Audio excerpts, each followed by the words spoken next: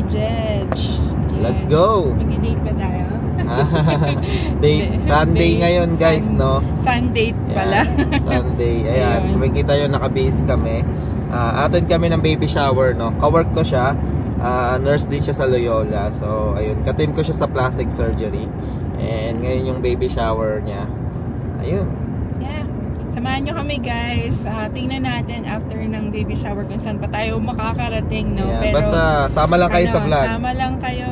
Yan. And yung mga bata nga pala naiwan na.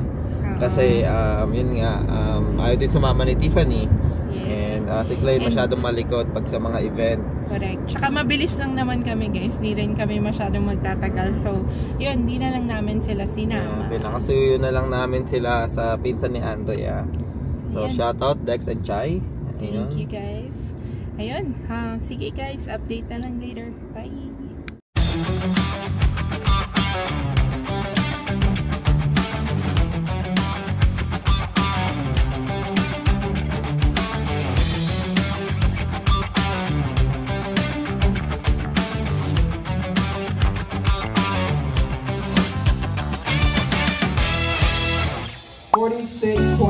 Inches. Oh, sorry, 46. 46 inches. So Mia, Ethan, Otis, and Alexa.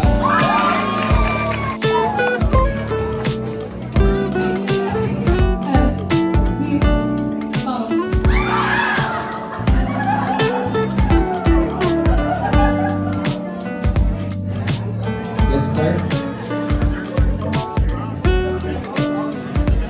Alright, everyone knows the rules.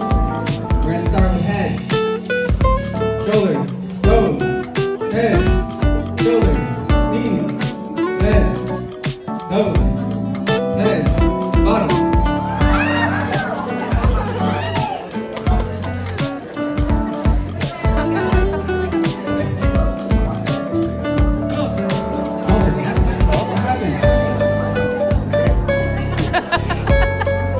Alright, pair up with the next person. Ayan guys, tapos na kami sa baby shower. Ayun, sobrang dami ng pagkain. Congratulations kay Christian and Rachel. Ayun, sa kanilang new baby. And God bless sa inyo. And ayan, pauwi na kami guys. And syempre, since ngayon lang namin ulit na subukan si Ringo, no? Top down tayo guys. So yun na. Let's go. Ayan. Na-experience naman yan. Lupit tuloy. Ayan. Sobrang hangin, no? Hindi. Okay naman actually yung panahon. Hindi, basta nakaangat yung dalawang window. Yun. Sige, enjoy muna namin to. Let's go! Let's go! Let's go! You know, naarawan na. Iba yung feeling na kapag naka-top down. Yan Saya. Minsan lang dahil ngayon lang medyo mainit. Currently sa 70 degrees. 70 degrees Fahrenheit. So, yeah, enjoy. Ayun guys, no? Saya din nung baby shower nila Christian. Nakakita niya rin yung mga ka-work ko. Yes. Daming pagkain. Daming food. Yes. Masasarap. Yan, nabusog kami ni Andre. Actually, pumunta kami hindi kami nag-breakfast. Yan. Nabusog. Kung pwede lang mag-sharon nahiya lang si Andre. Hindi, sa dami sa sarap ng pagkain. No? Parang, halos naubos na din lahat. Sige, see you later guys. Update.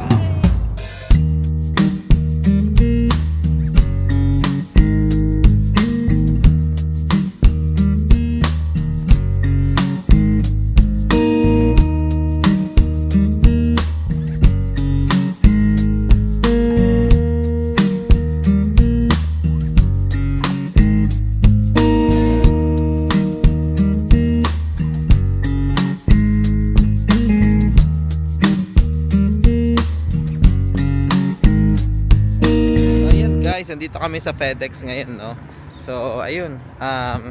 Ba't nga ba tayo nandito, Hal? Yun, ano guys, maghuhulog tayo ng ating Homeowners Association fee. Yan, Annually natin to, annual siya guys, dun sa community namin. Yeah. So, Magkano yan? 300 Yan. annually. So, Yan. kasama yan guys sa mga, ano, kapag ka may bahay ka, no? Kung may HOA yung inaano nyo, community nyo. So, yan. Nakaprint din ako, so Yan. So, nag-vlog ko na din dati dito. And, ayan. Pwede mag-printing dito. Ayan. Print ka. And, magpa-xerox. Dito din. And guys, may mga books din dito. So, yan. Ito yung gusto ko mabili. 9-Figure Mindset. Yan. By Brandon Dawson. $23. Next time, pagka may time na tayong basahin yan. Pero, ina-eye ko yung book na yun eh. Wala na dito yung Mamba Mentality. Dati meron. Yung kay Kobe. Yan natin. Yan. May mga jokes, puzzles. Yan. May mga greeting cards. Dito. Ayan. Kung magpapaprint ka, photocopy. Ayan. Yan. Mga school supplies mostly. And kung magpapadala ka ng mga packages. Yan. Dito yan. Sa FedEx. Ayan guys. Tapos na kami. Ayan. Bayad na. Ang HOA namin. 300 for a year. Ayan. So, ayun.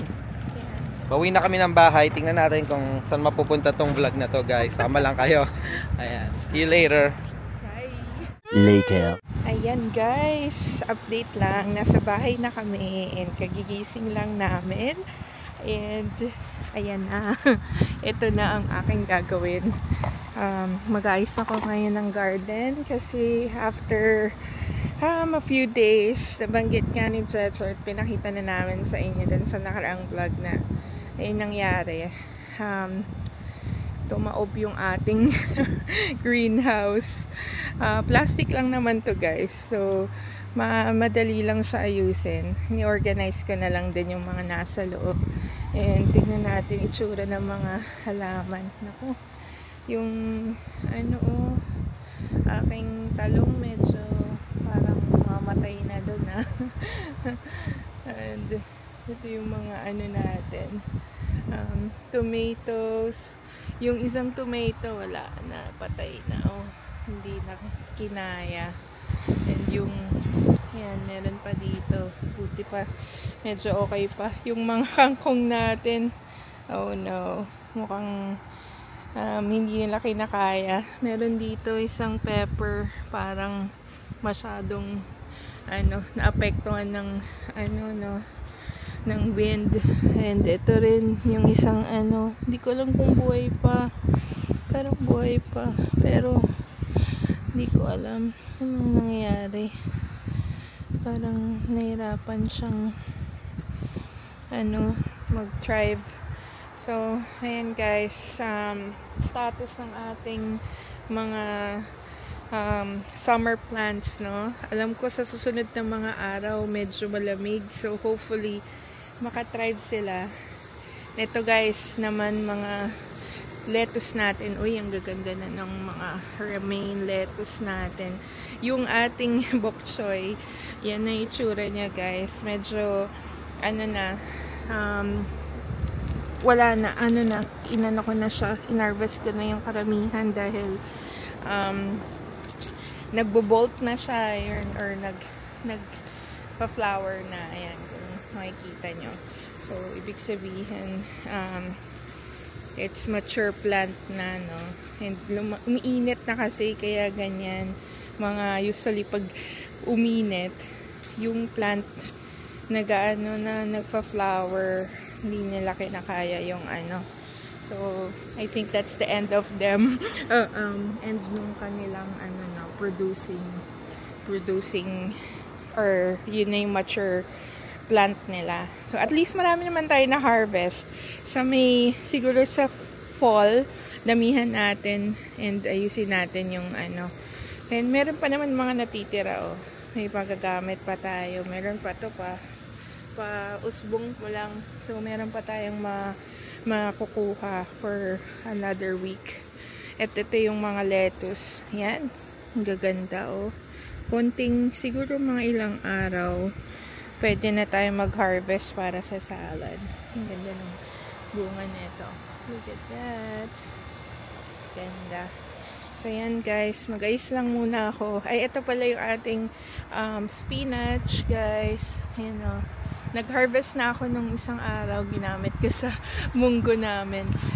Kasi yung, di ba kailangan hindi sobrang crowded siya.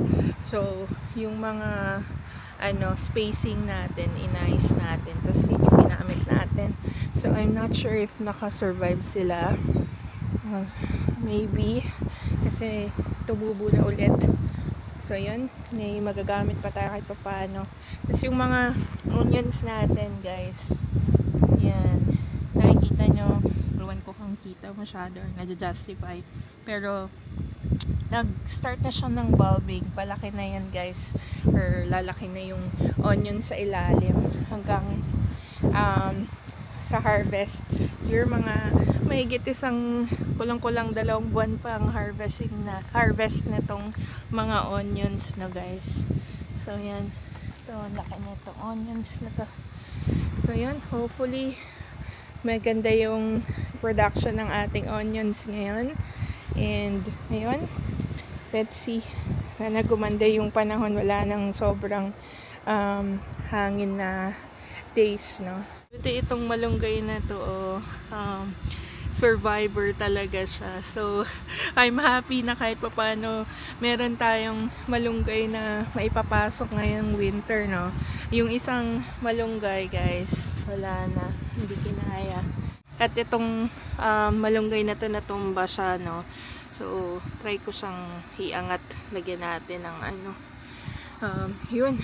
Buti may isa kahit papano. Thank you. Thank you, Lord. Na yan, guys. Tapos na. Naayos na natin ang greenhouse natin. And I'm hoping na sa mga susunod na araw ay maganda na ang panahon dito sa amin. I know parang uulan yata, pero sana hindi na ganun ka-windy, no? Para hindi na tayo mahirapan dun sa ating garden. And ayan, part ng ating windy days here sa aming lugar. Then, nilipat na rin yung mga pillows, mga laruan ni Klein. Ayun, makalat. So, yan, update na lang later. Guys, ganito mga trip dito sa amin, Ayan. Diba? Magpapalipad. Si Kuya. Magawa nga yung ganyang hobbies, no? Ayan, taas guys, Ayan, meron siyang parang motorized na big na Ayan. Naka-pull lang siya. Diba? Ayos mga trip dito. Ayan, dito lang sa amin guys, tama, nag-exhibition siya sila. Simula nung uminit, halos hapon-hapon yan sila dito. Hola, hi Jace! How are you, Jace? Ayan, Diyan, dalawa yan sila eh. Yung isa napunta doon, hindi ko alam kung saan napunta.